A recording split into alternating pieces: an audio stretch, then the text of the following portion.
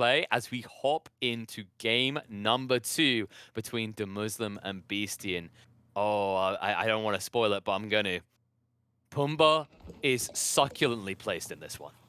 Look at that, indeed. Right in the middle of the map, halfway in between the two players, next to a sacred site, even next to a forest for optimal hunting cabin placement. That is a 10 out of 10 board for DeMusliM, and it is just screaming for him to take him. Yeah, he's like, please, come here, taste my bacon. It's delicious, just like pull off a rib.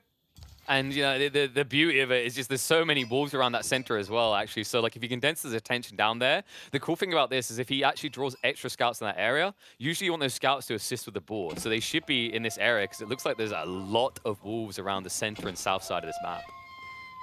Indeed, quite a lot of wolves out there, and DeMusliM having a good start when it comes to gathering those. Looking like a pretty decent bounty here at the first minute of the game. And, you know, this is something that we kind of come to expect. 250 is you're having a bad day. I feel like 300 for a lot of players is usually where the kind of standard, the average is at the top level play. And DeMusliM, you know, you gotta give him credit. What credit's due? This guy, even when everyone else is like, pew pew pony meta is dead, I don't care anymore. He still kept practicing the roost. He still seems very comfortable in this civ. And yeah, I think he's one of very few players that we'd see whipping them out in Dry Arabia, as most people do save them for maps that we mentioned, such as Four Lakes and Frisian. Rus has insane amount of flexibility if you think about this civilization. Yes. This is one of the most commonly banned civilization in Road to Red Bull Wololo because players understand that this civilization is essentially a plug-and-play civ for any of the custom maps. That being said, I think the idea here for DeMusliM, whipping it out very frequently on Dry Arabia, is simply the fact that there is a massive emergence when it comes to the Abbasids being used on Dry Arabia. And as we discussed this before the game, the Rus kind of feels like one of the civilizations that has a reasonable matchup against the Abbasids. Yeah, they can match the TC timings due to the power of the Golden Gate. They can also get aggressive quicker than the Abbasid timings. You usually mention that 17, 18 minute mark frequently for the Abbasids. The Rus tend to strike around the 14, 15 minute mark with an amassment of, say, 20 archers plus a ram coming out. That's when the pressure turns up just before the Abbasids come online. Exactly, that's the timing that you're trying to hit. Abbasids are playing a relatively predictable game with 2 TCs most likely, trying to play defensive gameplay at the beginning, and the Rus have the ability to break that defensive gameplay. In fact, the Boar forward archer ranges build was designed to deal with the 2 TC Abbasid build, and for a long time it did really well against it. As you pointed out, part of the reason why it sort of declined when it comes to use is because players simply started picking the Rus elsewhere, and we didn't see this matchup that commonly on Dry Arabia here in Road to Red Bull Wololo. Yeah, it's that concept the Rus were the unpredictable civ, right? They're predictable and they should be picked in a series, you just never knew where. While the Abbasids are a strong civ, there's still the likelihood they get whipped out early on, and the map choices are quite obvious for them. I think that's the big difference, is like, you could go with what DeMusliM's done here and use this as the X factor to beat the Abbasids, but I think a lot of players' approach is, yeah, the civ is strong, I could try and fight an uphill battle, or I could keep my trump card for later on the series. Of course, in this case, in a best of 3, DeMusliM cannot wait any longer. Indeed, especially given the fact that his opponent is already sitting on match point, and as Vodka is showing this to us, Beastyqt is yet to scout the boar in the middle, which is going to hurt a tiny bit here if you think about it. Knowing that boar placement and how inviting it is for DeMusliM, it should also be at least something that Beastyqt thinks about, and might even increase Beast's prediction, or at least in his head the probability of DeMusliM moving out for that boar. Especially considering it's oh so easy to go and accidentally click that boar and aggro it away and then maybe it disappearing from someone's map. I mean, that would be unfortunate for a guy who wants the boar, as we can clearly see DeMusliM now moving out before the tech up completes. Wheelbarrow already taken. Going to be a good timing the boar, and Beastyqt, because he's playing the Abbasids, will not have a quick reaction to this. You're saying that, but he's gonna have both of the scouts nearby, and he's gonna start playing around with that boar, and it's gonna be annoying for DeMusliM to take down. There he goes. DeMusliM clearly has not been watching Reddit. Beastyqt's been doing this in pub games at the moment. He knows how to keep this juggling forever. And that's exactly what he's going to be doing. I didn't open Reddit for like 2.5 weeks, and I watched, or like take a look, one post today, and it was the Beastyqt trick.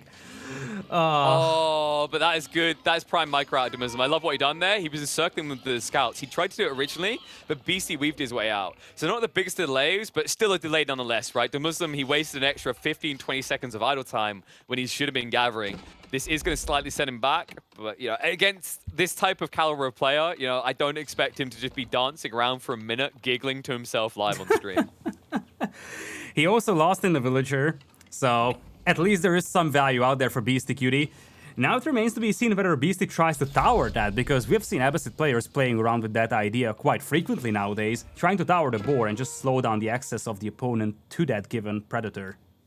Well, if you're going to try and tower the boar, I hope you like villagers dying, because there's already stables coming out to open up with. I love this choice out of DeMusliM. A lot of people opt for the wooden fortress, but why?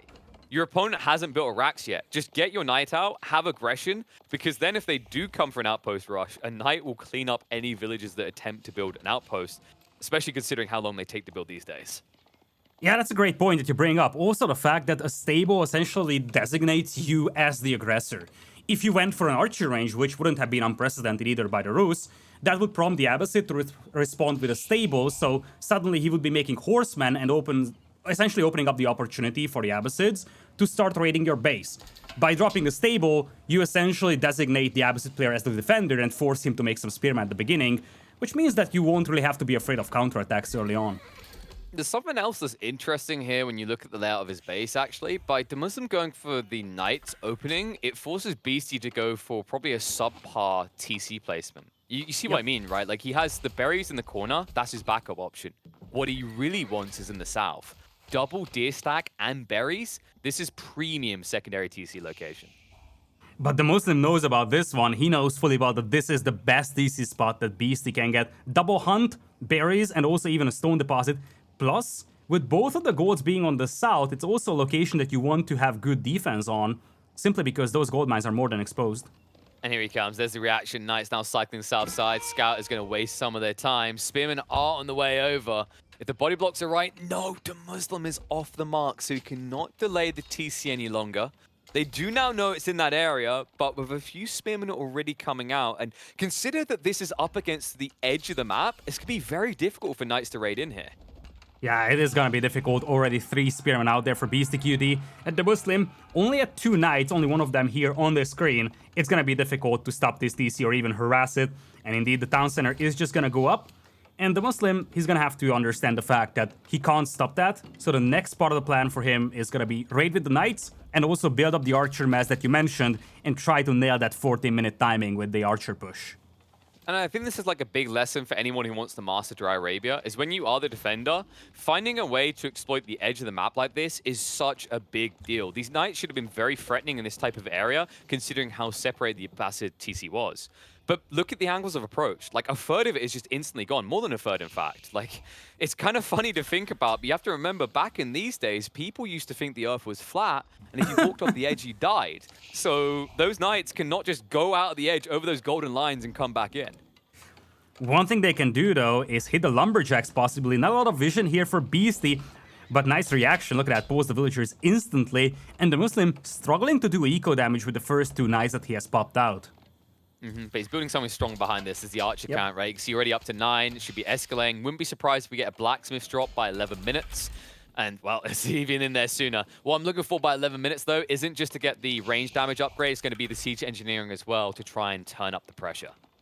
Indeed, he understands that right now he doesn't have the tools to defend those rams with, so it makes more sense to go for the attack upgrade, because you still want to be using those archers to poke around the lumberjacks, do some eco damage, or at least idle some villagers. But as you said, the golden goal is to build up an archer mass of like 30, and then start pushing with battering rams, and for that he's going to need siege engineering once he's done researching Steel Arrow. Just takes a little bit of time to get to. You know, that's always one of the frustrating to feel like we've nerfed Ram, we've buffed Rams, right? They're cheaper, it's great. Yeah, but siege engineering is still pricey to enter. I think that's another reason why the Abbasids has become such an S tier pick. Probably the best civ with dealing with like early outpost rush attempts. But we don't have to worry about outposts. We do have to worry about a rush of troops coming in. 16 archers already in escalating. Meanwhile, look at Beasty, lacking a solution. Only 3 horsemen so far. Yeah, Beasty needs to be cautious with this one. He needs to take a decisive engagement, essentially. Try to build up his numbers. As you said, the Abbasid escalation being slower than the Rus one. he can't take a premature fight because if he loses his forces, he's gonna lose the game. But for the time being, DeMusliM is held at bay, and this buys precious seconds for Beastyqt to build up his horseman mass. You see some spearmen being added by DeMusliM as well, but Beastyqt already prepping the camel archers. Camel archers that will be beneficial up against both the knights and the spears here. However, their limited range means they are a premium target for this archer ball. Indeed, they are premium targets, but even just one or two of them debuffing the knights is gonna have massive value. And as you said, it's also a great counter unit to the spearman.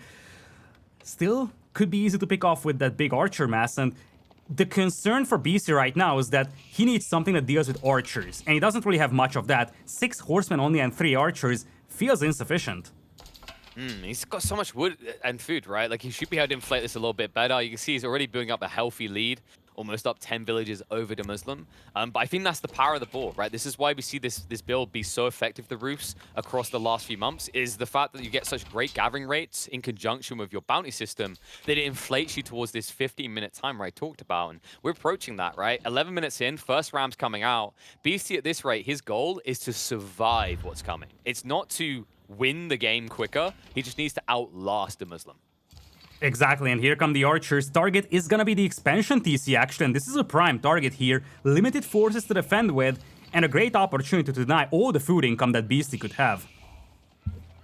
Yeah, and this is the frustration, right? Like, when you're playing the Abbasses, you want to spread out your TCs, you want to get that additional value, you don't want to be inefficient with your villagers, having them all in the same location. But the flip side is it leaves you very exposed like this, and as it stands, Beastyqt does not have a leg to stand on this fight. He has to wait.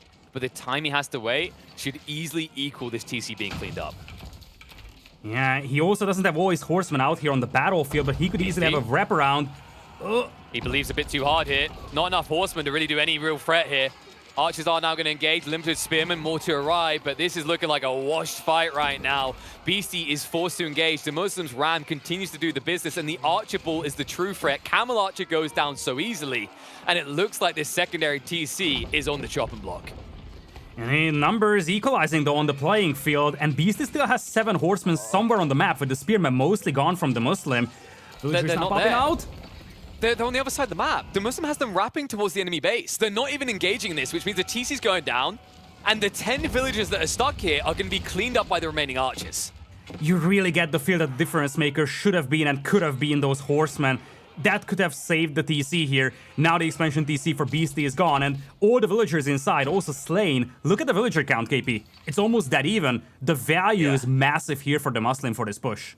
I mean, you can see them holding their candles on the floor, really. Just a final candle for themselves there. And now look at what it forces. This is catastrophic for Beastyqt.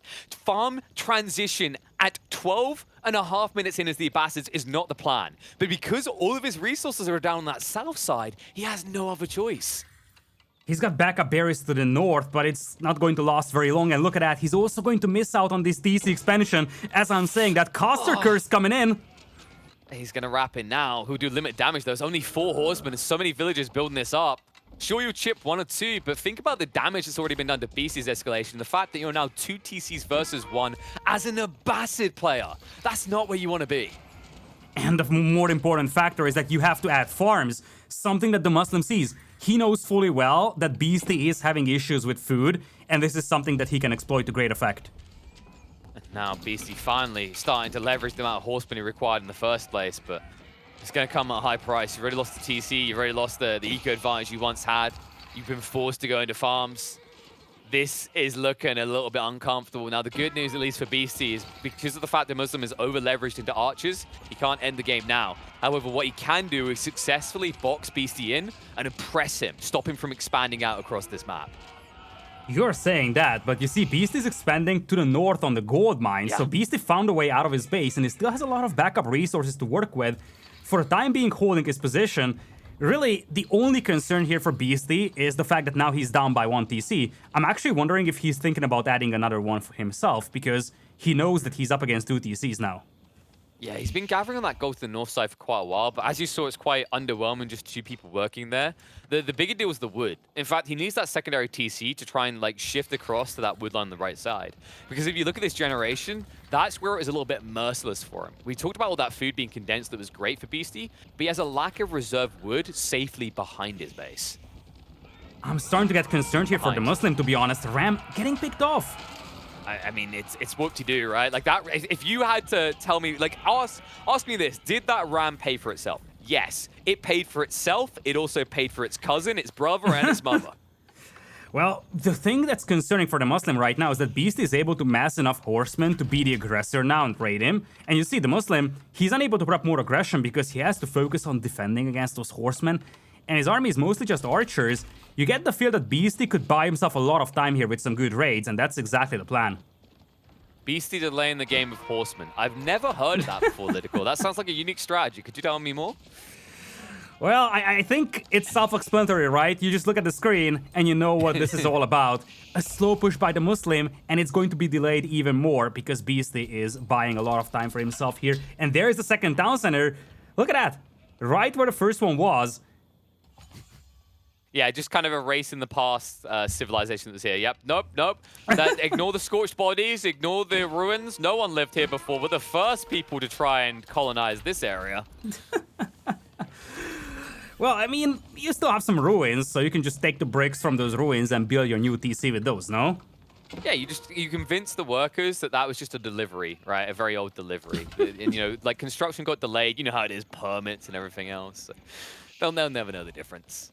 But keep in mind that now you are going to be in a neck-and-neck situation on villager count. The advantage that the Bastards still do have, at least, is fresh foodstuffs, right? Like, that's going to give you more efficiency on your scalability. But right now, like, I'm a little bit concerned that this ball in the center could still be a dance in favor of DeMusliM. The thing he does need to be careful of, though, is the amassment of horsemen from Beastyqt. He's up to 18, and unlike last time, he's not throwing them away. And a problem for DeMusliM is that he simply can't afford a push here because Beastyqt is just keeping him pinned inside his base, and now DeMusliM is the one strained on food because those horsemen are denying so much hunt here. Wow, yeah, you can see, like, they're just idling right there. Like, do we gather? Do we get stabbed if we gather? Is that the way this works? And it's frustrating, right? This is the thing I said about Beastyqt, why he's kind of king of Dry Arabia. It's amazing that you consider the position he was in before, and what was his reaction? Oh, DeMusliM has a static army, so I'm not going to fight him. I'm just going to go north, south, and we'll meet again in his base. And look at that. All the archers and spearmen have been pulled back, opening up the opportunity for Beastyqt to take down all this expansion. All the production buildings that DeMusliM has could go down in a blink of an eye. This is a disaster for DeMusliM right now. And the difference that DeMusliM had to pay for siege engineering to get access to it. Not the Abbasids. Oh no. They just get a freebie there. The damage is going to add up faster. Meanwhile, the horsemen wrap in and start punishing. And the crazy part about all this is DeMusliM, he hasn't even begun his tech up yet. Beastyqt has clicked his up already. It's underway. And he catches Ben before he can even begin to dream of Castle H. DeMusliM was so close to tacking up to Castle, but he was missing a tiny bit of food, something that was denied from him for so long thanks to those horsemen. And it's gonna be essentially even Steven with the Castle Age timings. But wow, what are you gonna use to produce units if you're DeMusliM? That's my question, KP. Well, you're being blocked on the gold, right? So, like, what are you producing, right? You're producing more food and wood-based units, which is great overall, but you're going to be doing that into the Bastard player that already has the edge in both those departments. That doesn't sound good to me. And look at this. The horsemen wrap around into the wrong location. DeMusliM with the very unorthodox double wooden fortress play actually ends up being optimal because of Beastyqt's attempt. Well, Beastyqt did not see that coming for sure. I mean, you don't expect 2 wooden fortresses and like 50 archers guarding the hunters. It just tells you how desperate DeMusliM is for that food. Yeah, he just rolls his eyes like, typical StarCraft players, thinking they can just like create a wall of buildings. Like, the Beastyqt, you're a StarCraft player. Oh yeah, that's right, yeah, but we use walls here. Walls is the thing that most people would go for in that area to protect the deer. But DeMusliM was one step ahead with that play. Like, double wooden fortress isn't a small expenditure either. It ends up being 350 wood, those 2 placements. Beautiful micro, by the way, by Beastyqt. He detached one of the weak horsemen from his group so that the knights pursue, and then just went north to try and hit the gold miners. Reaction, though, rather swift from DeMusliM. Oh. Second wave coming in. Hello! He gets the other side as well. The pullback means 1 or 2 villages are going to be going down, and a lot of idle time at the beginning of the tech ups. DeMusliM still on the defensive here, and keep in mind that Beastyqt, because he's now up in Castle Age, he can prep what's next, and we can see what's going to be next. A composition of crossbows and camel riders. And some mangonels to spice it up, of course, because if you take a look at DeMusliM's army, mostly infantry, light infantry that is, just a couple of mangonels could wipe it out in a second. And if you add the fact that Beastyqt has map control to deny all the relics from DeMusliM, it's just gonna get even worse. And look at this, a third TC even for Beastyqt. Of course. I mean, you're an ambassador player, right? You just can't help yourself, you know? It's kind of like a fat kid notices someone left a cake out on the table, like, I guess I'll give myself a slice, and I'll give myself another slice, and before I know it, I'm 5 TCs in and crying and saying, why did I lose? But that's not how these days work, Lytical. The ambassadors are an entirely different beast, to the point that camels are even relevant. And I love this camel edition. It's actually a brilliant read, because DeMusliM has mainly been pushing stable units and archery units. There's a high likelihood that he's going to push a cavalry-type unit next in Castle Age, and Beastie read it perfectly. What else can you do with the Rus, really? Like, you don't want to sustain just going archers and spearmen. Crossbows feel underwhelming. In general, this infantry siege composition won't work against the Abbasids, so you're kind of forced to go for this highly mobile cavalry-based composition. So for Beastie, it's a relatively obvious choice indeed to go for camels. Not just camel archers, but also camel riders. Yeah, the only option that feels like kind of good for DeMusliM when you look at the compositions is just to mass archers. But he's already declining away from that because of the amount of horsemen in the field, right? It just feels like you're playing to a disadvantage. So it does definitely feel like BC got the one up here. And considering how open the map is, the fact that he went for these camels and still has so many horsemen is also going to once again have DeMusliM dancing to BC's tune. And look at that. 1-2 punch once again. Horsemen on the north, camel riders on the south. Just trying to look for villagers, none to be found though, so these raids not as effective as they could have possibly been. It's not even just about finding cavalry to attack. There's a specific type of cavalry he can attack. Remember, the warrior monks are on horseback, so these camel riders are actually a great way of sniping warrior monks, as we're about to see. Yeah, as you're saying that, one of them will go down here, but Beastie, he's gonna have to hold off this push into his base. Mangano's already being set up though. Yoink! Dude, they get chunked so quickly, you can't even try for a Wololo. It's actually ridiculously effective. Warrior Monks are one of very few religious units that can usually tank a single knight and live, but no chance against the Camel Riders. Especially not against 4. And the Horseman's still active at the back of the Muslim's base. He's being torn to shreds, and as you said, his alternative option is just to go for spears and archers, but that's gonna be a slow composition, struggling to catch up with those horsemen, and he's just non-stop playing catch-up, you get the feel. It's kind of awkward. You're in this state where you've got all these crap units, but you don't know what to do with them. Like, you want to throw them away in a good fight, but you can't get a good fight because you're up against an Abbasid player that has a wall, and because he's an Abbasid player, he probably has mangonels. Really frustrating state of affairs for DeMusliM. Means he has to play for a lot later time in the game. And you don't want to play a lot later timing here. You talked about this, KP. 17-18 minutes is the window where the Abbasids come online. We are at the 22-minute mark. This is primetime Abbasid territory, and this is what DeMusliM is possibly going to struggle with in the coming minutes. This is not the time frame where you can be efficient against the Abbasids. Yeah, and you can argue there's like a time down the line, right? With Sim Roost players at hyper late game somewhat compete with the idea of the better range Springalds, with the idea of Streltsy. But overall, the thing that I always have doubts with the Roost about is that they can't outproduce the Abbasids. The Abbasids have great eco late game, and they also have great production rates via that Golden Age level 3 that gives an extra 20% production speed. Like, it's so difficult to compete with this specific Civ in the late game. Exactly, it's so many components, right? It's also the camels debuffing one of your most, in fact, most of your powerful units. Rus, their cavalry-based civilization, knights and horse archers with the Boyar's Fortitude. Your most powerful units are being debuffed by the enemy camels. It's such a difficult matchup for the Rus now. No, Warrior Monk. You can't take that back. We're going to just stare at the shiny, and we're going to go back to slowly sieging your base. The other thing that's kind of nutty to think about is even if you get in that hyper late game, and we talked about those Springals that have better range, Springals that are now getting good trades, but the Mangonels smashing in the meantime. Horseman now wrapping around. A widespread coming out from DeMusliM, and he's ready to munch down here. Has the superior firepower in this fight. Should be able to wipe Beastie's main army, but behind this, Beastie is up to his same old shenanigans. 2 cavalry groups round the backside of the base, ready to force DeMusliM to defend instead of attack.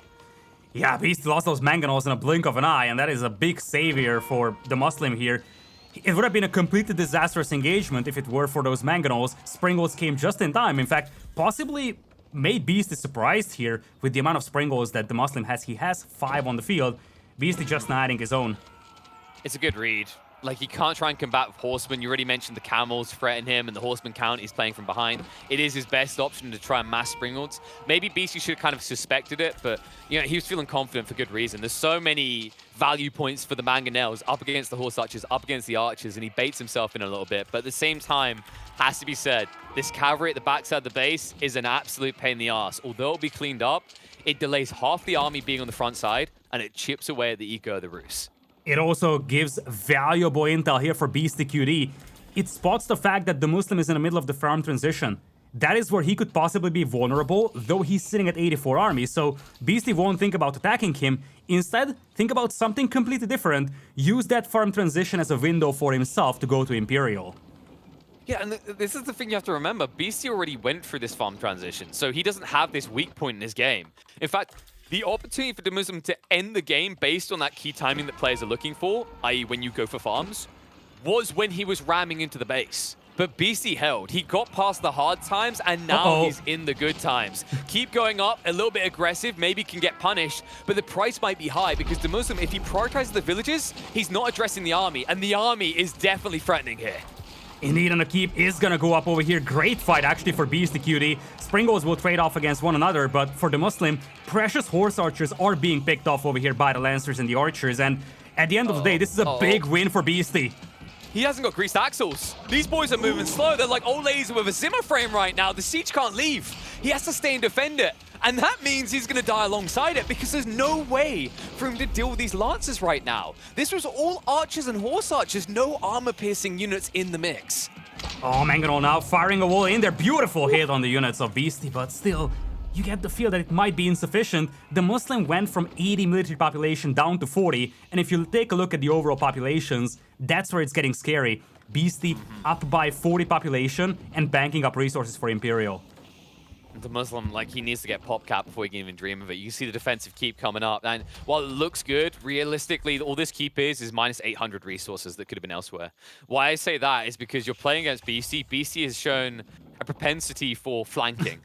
What do you think he's going to do next, Lidicor? Do you think he's going to try to take down the keep and go down the center? Or do you think he's going to get a bunch of cavalry and wrap around the flanks? He's always going to wrap around. Part of the reason why he's often saying that the landmarks like the White Tower, the Spaskaya Tower, or even the Red Palace are useless is because no one would really fight into those. You just go around, especially on such an open map, where the Muslims' farming eco is mostly on the south, very much exposed to raids. And you know what you need to kind of prove Beasty wrong with that? You need some psycho playing the French who drops Red Palace right in the main base of Beasty. And then you need to get him, like, his opinion on it afterwards. Admittedly, the one time where someone's going to try and do that, he'll be playing the Mongols and we'll just pack up and move away. But speaking of moving away, villages, the Great Migration, like, nope, it's happening again. Daddy, Beasty is bullying me on the flanks. You know what else is happening again? That's right, that's a Sacred Site countdown once again starting. Lord. This is going to force DeMusliM to make a move against a soon-to-be Imperial Age Abbasid player. That's where it gets scary.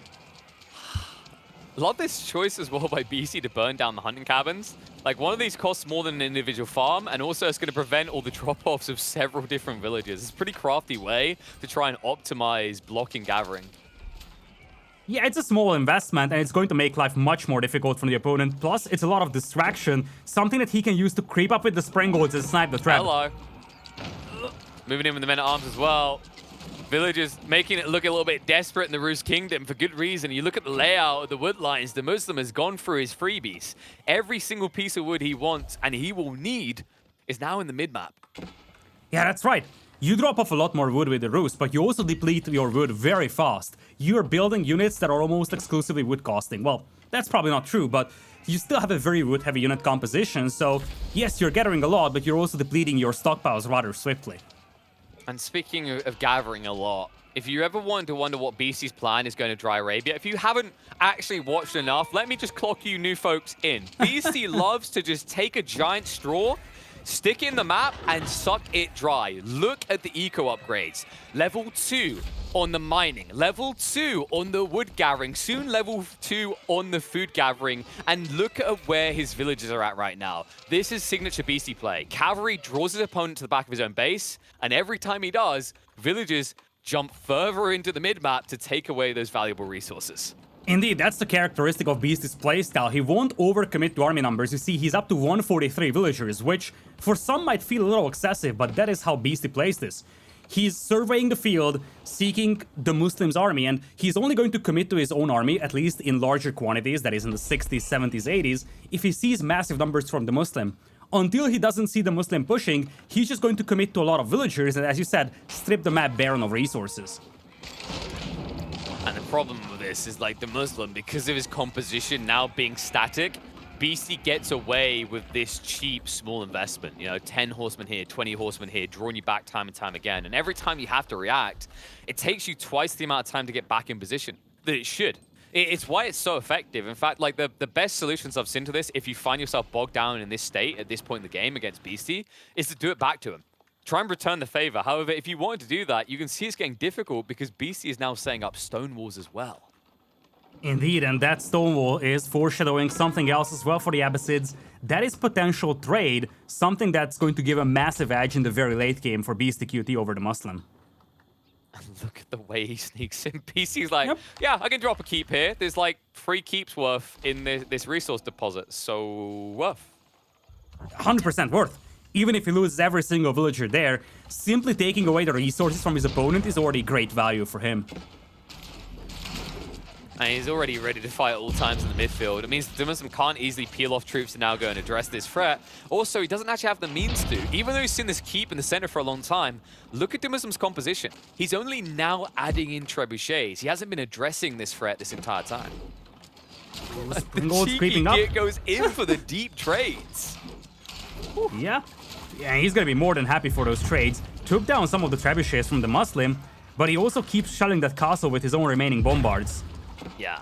I actually love that play from Beasty because you don't want Springles long term, right? Like they get beaten by the Roost because of the extra 0.5 tower range. Yep. So he just kind of throws them away, trades out, and if he really needs anti-siege, he's gonna go Quarterfinals. Yeah. Sacred Site countdown once again starting to haunt DeMusliM over here. We are down to 6 minutes. He's now going to try and decap the northern one, but at one point he's gonna have to make a move, and you see the northern one is also well defended here. A Springald tower and also a keep right next to that Sacred Site. Yes, please try to decap a Sacred Site with horse archers. Let's see how that story ends. Try to decap a Sacred Site with 3 horse archers right next to a keep. That's a better explanation of the story there. Yeah, you're right. Instead, send in 20 horse archers and watch as they still die to the keep. Not that tanky. They're really not that tanky. And it's a diversion, right? Even if you decap it, congratulations. The moment you do that, Beasty is gonna march into your base. Yeah. And he's already set up for that. Like, that's the thing. These bombards are a looming threat. If you ever do drag your entire force on the flanks, he's just gonna go in. And he'll blitz for a lot of your main infrastructure. What? What? Is this some sort of story of 4 holy monks blessed by God? Because apparently the script got declined by Hollywood. Go back. I don't know what those warrior monks were thinking. I mean, they were probably strong believers out there. So are those bombards, by the way, creeping up to take down Springolds. Culverins. Ooh, what? Wait, hold on. That shot definitely fired. Refund. You saw it, right? The Culverin shot and nothing happened. It died, like, as soon as it shot. So the animation happened, but the shot actually didn't register. Well, such things happen. You fired a gun, it's a misfire. Let's call it a misfire, okay? These are ancient siege weapons. Sorry, right? We shouldn't be focusing. Like, it's not a bug, guys. What happened there is it's actually just like there's a realistic chance that your gun blows up in your own face, and that's what happened with the Culverin. Wet gunpowder it is. I feel like we shouldn't joke about these things because there's probably someone new tuning into the stream from the free weekend that's now making a note of this. Like, oh, I didn't know my own gun units could blow up. Well, if that makes you feel better, I didn't know either. I definitely didn't just slip on the delete key. Huh? No Speaking of delete key, look at the north. This is the opening. Hello! What do you think you're doing out here unguarded? Where are your parents at this time? Oh, they're going to be too late to save you here. Mangonel's going down. A few Springles going to be sniped as well. Beasty, it's been a while since he came in with some cavalry, so he wanted to refresh DeMusliM's mind on how this works. And look at the north of this place. We have been completely distracted by this. Villagers have been slain by a couple of archers on that wood line. Oh, Lordy. Probably like 15, 20 vills going down. more than that to follow because he's crawling in even deeper. In the meantime, DeMusliM cannot peel off troops to deal with it. He's got limited quantities. His Streltsy have to stay on guard in the center because he has no front line to try and protect the siege here. And that's why the second layer of horsemen are going to find good effect and value as they target the Springalds. Yeah, beautiful value here, and behind this one, he's also slaying villagers in larger and larger quantities. Look at the villager count drop down to 95. It's essentially a graveyard right next to that gold mine right now, KP. Yeah, let's just hope he can grow some new strong soldiers with all that fertilization he's getting on the ground from the dead villagers, because he needs a lot of troopers here. This Streltsy formation in the center for DeMusliM seems good, but he needs a front line to push forward, and he needs to do so fast. We've seen how this can be an effective composition, but it requires that the Streltsy don't die, and it requires that you have this constant churn of frontline units to protect it. And you need to push here because you have to decap the sacred site with only 3 minutes left on the clock. Looks like he's gonna be able to accomplish that, but the price to pay was monstrous. Lost so many siege weapons in the process. This is like going into Shark Tank, saying you want 10% of your company for whatever, and then saying, well, I'd sell for 60%. That's what DeMusliM just done by going this gold vein in the center. He just revealed his entire hand. I need gold. Let me have gold at any price. He needs wood too. Look at that. Even more than gold, actually. And this is the thing, like, Beastyqt now says, okay, I don't have the win condition of sacred sites, but now I know how desperate and short-changed you are. I can block out gold, and you're trying to mass Streltsy. This will screw you over.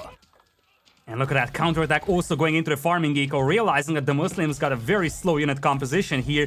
This is going to idle so much eco here. DeMusliM's eco is just a train wreck right now. DeMusliM, while he's holding in the center for the moment, and keep in mind that 2 Mangonels could just smash him down. The Streltsy aren't as tanky as they used to be. And by the look of that top UI, Beastyqt has got some mangoes ready to play. So DeMusliM needs to be careful. I don't think he can gather gold here. It's just too risky. Even if the mangoes don't kill you, these bombards are just big boy Streltsies. Oh, Mangonel. Woo. Stag formation. What if you were to just target the villagers instead? That's right. Well, that you can't even dive it. You act. No, DeMusliM, no, it's a bait. Don't do it. Oh, this is too deep. It's too deep. The men-at-arms are going to punish him for this as well. Even if he cleans up the siege, the price of these Streltsy is higher. It's much higher, and the training time is also very high. It takes so much time and resources to replenish them, especially for a player lacking gold so severely as DeMusliM does. He's done. He's out. He can't handle it anymore. The kitchen gets too hot, and he has to leave. Beastyqt looking hot with a 2-0 here in the quarterfinals. DeMusliM goes out early. What a game by Beastyqt, really. Losing that town center initially, it seemed like a pretty desperate situation for him, but he was able to hold off the assault of DeMusliM so long, and you've talked about this one. The ability of Beastyqt to buy himself time with those horseman counterattacks is insane. Bought him so much time to drag this out late game and ultimately just ground him down, ground his opponent down, that is, in probably the most familiar time frame that Beastyqt plays in. Yeah, you know how everyone kind of like at some point has some kind of financial problems. They're like, oh, I need to remortgage the house. Like somehow Beastyqt gets it, like he does this kind of remortgage the house type strategy with these horsemen, and it gets written off 2 years down the line. That's what it feels like. Every time we see him on the ropes, every time we see him resort to this horseman rush on